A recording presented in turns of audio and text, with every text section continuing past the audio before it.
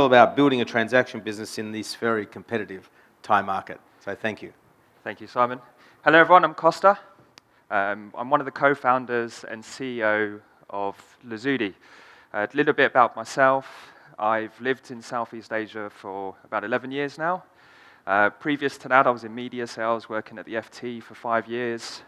Got bored of the corporate life, wanted to get out into startups. Got involved originally in ad tech businesses here, and then later transitioned into the property portal, moving more in-house, where I've been coming to this conference for about 6-7 years now. And I think really that's where the inspiration came from in terms of moving more into the tech-enabled business model. So a little bit about Lazudi. We set up 3 years ago. 6 months into our inception, we got hit with COVID. So I think that was really the pivoting point in terms of learning and working on the efficiencies of trying to grow a transactional business, especially during the lockdowns where there was very severe limitations in movement in terms of people. You couldn't access sites, you couldn't get into buildings, so it forced everyone to move more in line at this stage. And during that stage in our cycle, we really learned how to drill down and create the efficiencies, and allowed us to scale into a more national presence. Most of our focus is on urban locations and resort towns. And if I go on, so our core philosophy really is leveraging tech so we can scale. But we do see the value in working with experts in their fields in terms of their job function or their localities as a broker, and bringing something that is a lot more customer-centric in terms of full end-to-end experience of buying, leasing, or selling real estate in Thailand. So in terms of our core goals, we are looking at sort of evolving the traditional setup. So a lot of the people that we worked with and we've brought on, they were very traditionalist. They had a high street retail space, sort of WordPress website, very leveraged on the portals, most of the time spent on admin, a lot of operational costs. Even before COVID, walk-ins pretty much dried up, and business for the traditional broker was not that efficient. So in terms of what we were looking at is moving it all online, digitize, modernizing the traditional brokerage model, but at the same time focusing on the end customer experience. So prior to Lazudi, I did spend a few years as a broker myself, focused mostly in the primary market. So having come from the portal background for about 4 years there, going into the brokerage and transaction model, I thought I knew everything about being a broker and the transaction. And then when I was out in the fields, I realized I knew nothing and had to really sort of explore the customer journey, how you deal with the transactions, the problem from the end user, problem from the broker side, and sort of pulling all that experience with my co-founders into creating what is Lazudi. And something that I did see when I was on the portal side was, in terms of the clients that we had, there was a lot of inefficiencies. I noticed a lot of wastage in terms of the business models that they operated in. Even someone mentioned some stats earlier where 30% of leads from portals don't get called. That's just straight away a problem that can be solved quite quickly. So the first thing that we worked on, obviously, during the pandemic was the efficiencies, scale of economics. A lot of the brokers that we brought on, just simply stripping away a lot of the administration that they had on, we were able to enable them to generate more transactions, generate more revenue. New brokers that came into the business were traditionally doing 1 or 2 rentals or transactions a month, come in, they're doing 5, 7 within their first couple of months, and that's just making it simple and just putting people in terms of where they can specialize and excel. And part of that is, by creating this model, we were able to scale. And over the last 6 quarters, we've had healthy quarter-on-quarter growth. And really the end result of that are happy customers. And I think this was something our counterparts at Property Scout, they were talking about yesterday in terms of why we exist, the problems that we're trying to solve. I do think there's a lot of space in the market to improve the overall journey. And one thing that is core is making it better for the end user. And this is more on the marketplace side. So 1 in 20 properties online are legitimate.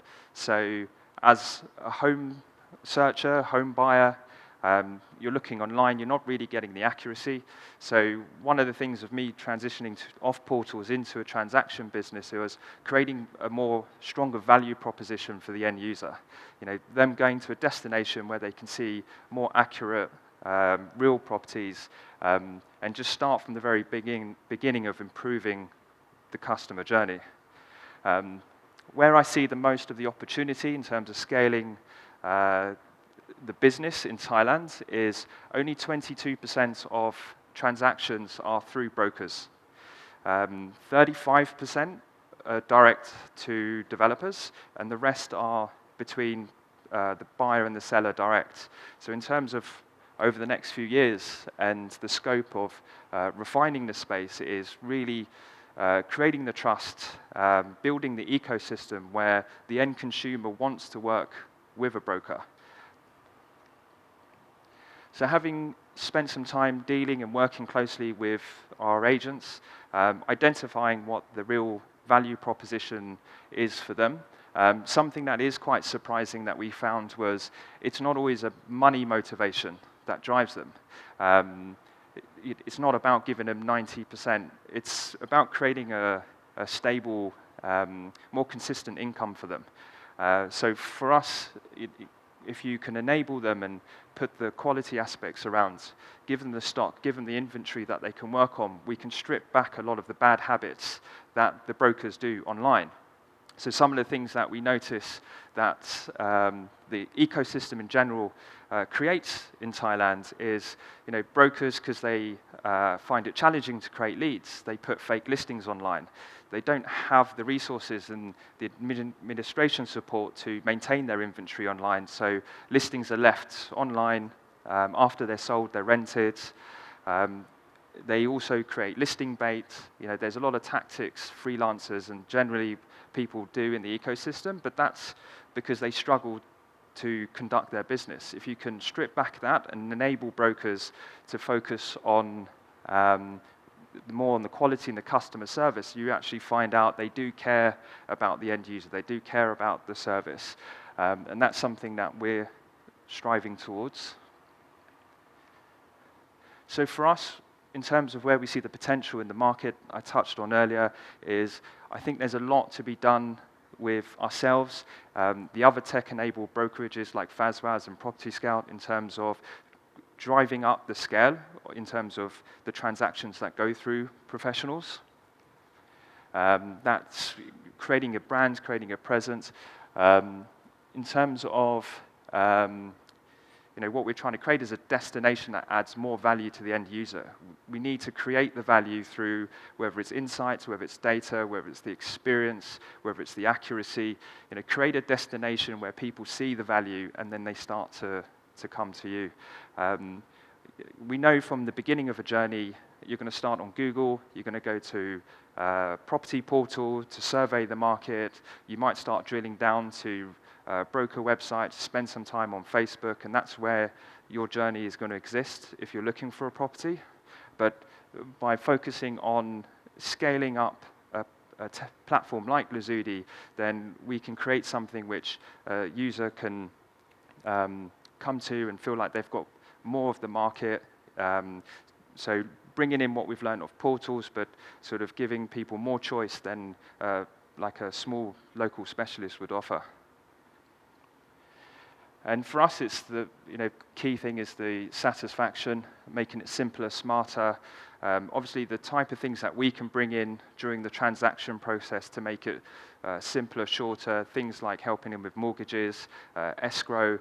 If you're going through the buying process with a freelance agent, They don't have these resources here. They're going to a lawyer and then talking to another party. That's another few weeks. Try to set up an escrow account, move money about. So that transaction process can go to months. Whereas what we're looking at is bringing that down all in-house and really making it a lot quicker and simpler. One aspect I do want to touch on, which I think is a little bit neglected, is if you're looking to buy or rent or looking for a property, I think that problem is solved by the portals and by the big tech-enabled brokers. One of the challenges that we face, if you're a consumer and you're a landlord and you want to sell or you want to rent out your property, there is no clear route to market in terms of where do you put that property, who do you contact. The high street shops that you used to walk into, they've gone. You don't see many brokers out on the street corners. If you go to the property portals and you list your listing on there, you might get one lead over 6 months. So you're just absolutely swamped by the paid agents online. So for us, it's creating a destination where property sellers and landlords know that they can go to and have the surface. Traditionally, if you're working with freelancers, you might need to give your property to 10 different agents. It will go into a spreadsheet somewhere. Only 2 of them might advertise it. So you're not really getting the attention to move your property quickly in Thailand. One of the problems as well is the average time to sell a property can be 1 or 2 years, which is exceptionally long. But that's because they're not getting the attention that they need to be able to move it. So in terms of the actual core model ourselves, I touched on earlier, is really stripping out all the administration and the tasks that a traditional smaller agent, SME broker, or a freelancer would be doing if they were handling the full transaction themselves. In terms of our processes, we've split those individual functions out and assigned them to people that are more specialist and working that field. So we have finance departments, dedicated marketing team, dedicated customer experience people, really stripping it out and increasing the quality in terms of each of those functions within the business. And that allows the agents to spend more time, which is the part of the transaction which is difficult to digitize, which is on viewings, dealing with the customers, where the agent adds the most amount of value during the transaction process on the in-person part, which has allowed us then to create this model that scales. So for us, we've centralized everything and brought the specialists in, and then opened up regional offices. Some of them are not physical. People can be totally remote, working online. Agents will spend most of their time on their phone. And then for us, that's allowed us to grow over the last few years. So in terms of the actual solution that we've developed for agents is we're not trying to overcomplicate or revolutionize the wheel. We are simplifying things. We're making it easier for the agents on the go, better for the communications, better on client tracking, the right amount of advertising for our property sellers. For us, if we can attract more offers for the sellers, then they can sell at a better price. And from us, in terms of what we're looking at, our end goals is really creating a model where it's sustainable, it can grow, create a more stable income for agents, which also then improves our end margins for the business, something that offers a destination and more value to the end user. And for us, it's also, in terms of a traditional brokerage, if you're a small SME, a Remax, Century 21 office, you're not going to be able to hire a professional marketer to assist you with that. The business owners have to try to figure out themselves. So with this model, we can bring in the specialists. We can support the agents with the adequate resources and tools that they need. And that's a little bit about Lazudi.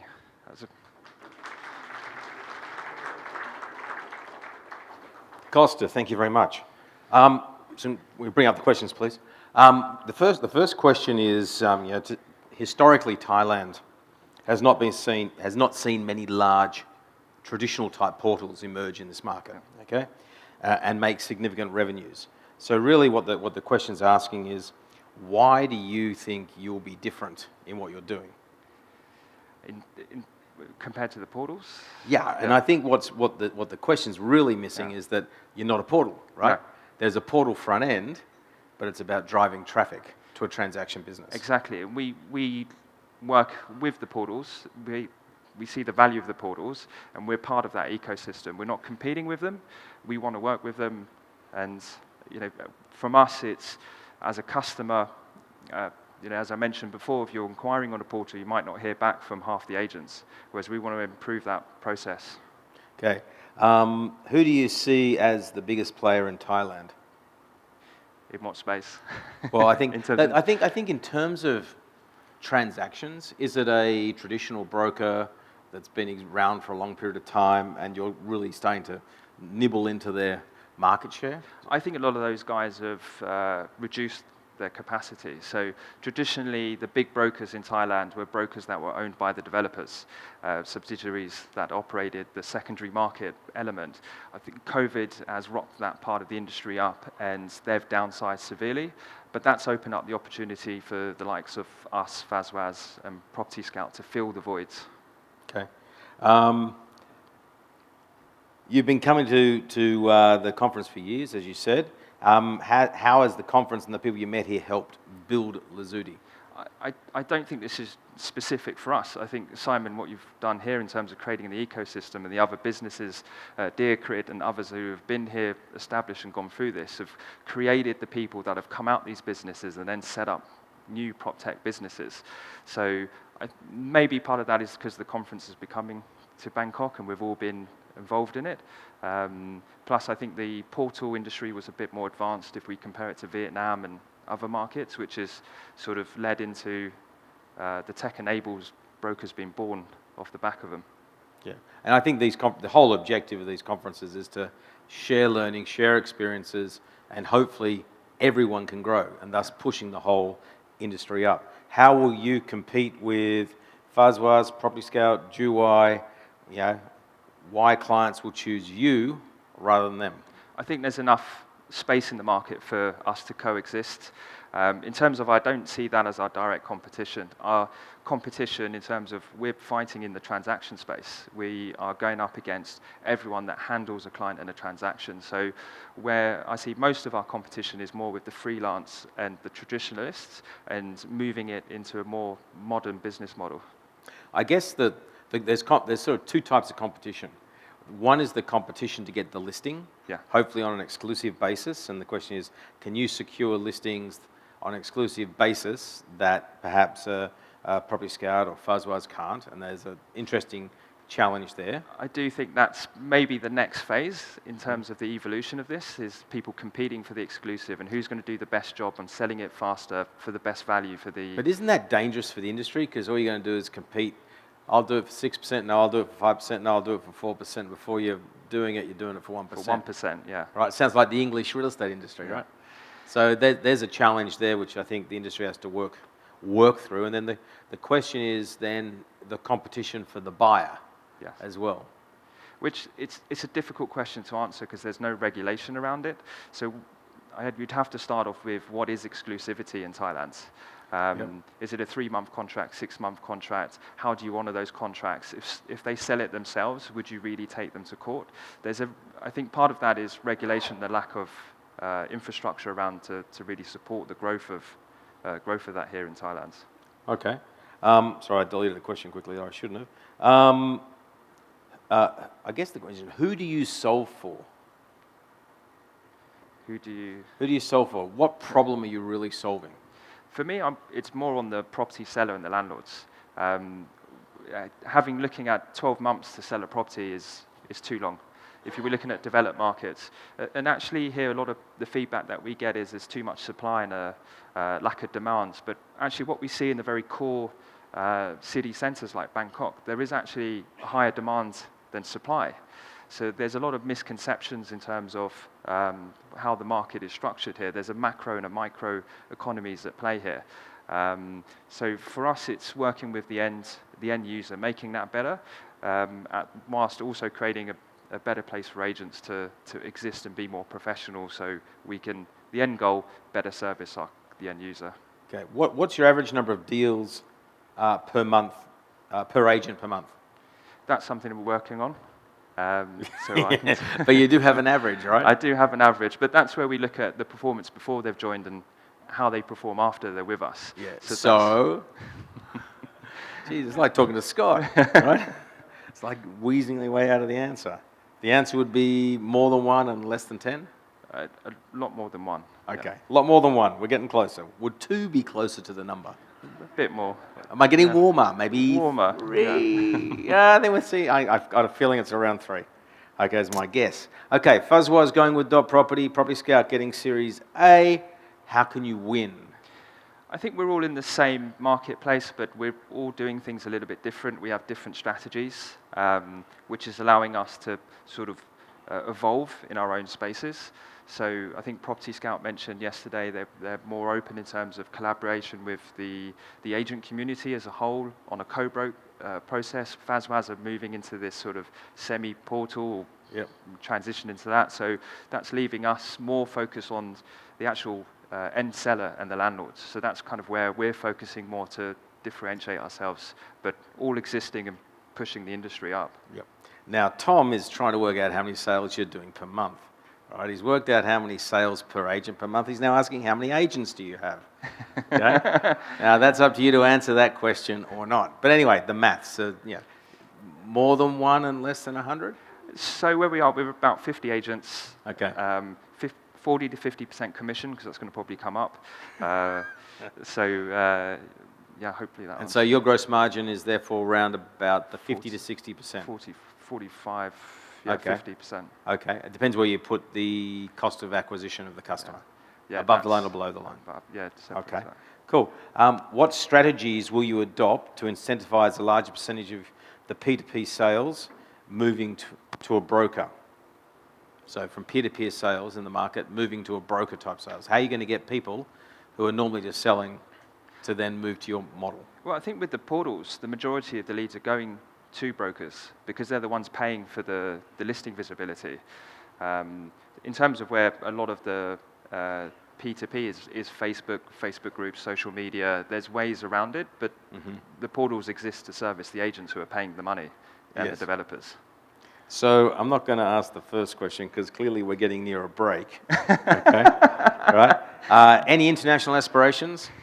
Yes, we've set up in Dubai. We're looking at really seeing how scalable our model is. So we will evaluate more markets. Okay, now we're going to be really cats or dogs. Okay. Well, I've just got a kitten, so I think that's why. Okay.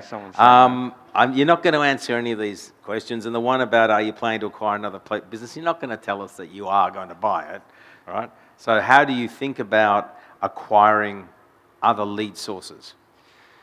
I think that's something to evaluate depending on the value that will add to the business. If we can create more streams of revenue and it fits in with our overall picture to enrich the process and make it more seamless, then we would always consider something. However, we're sort of also looking at our spending, and I think everyone's talking about the road to profitability as well, so it'd have to be something that would add a lot of value to the overall business. Yes, I agree.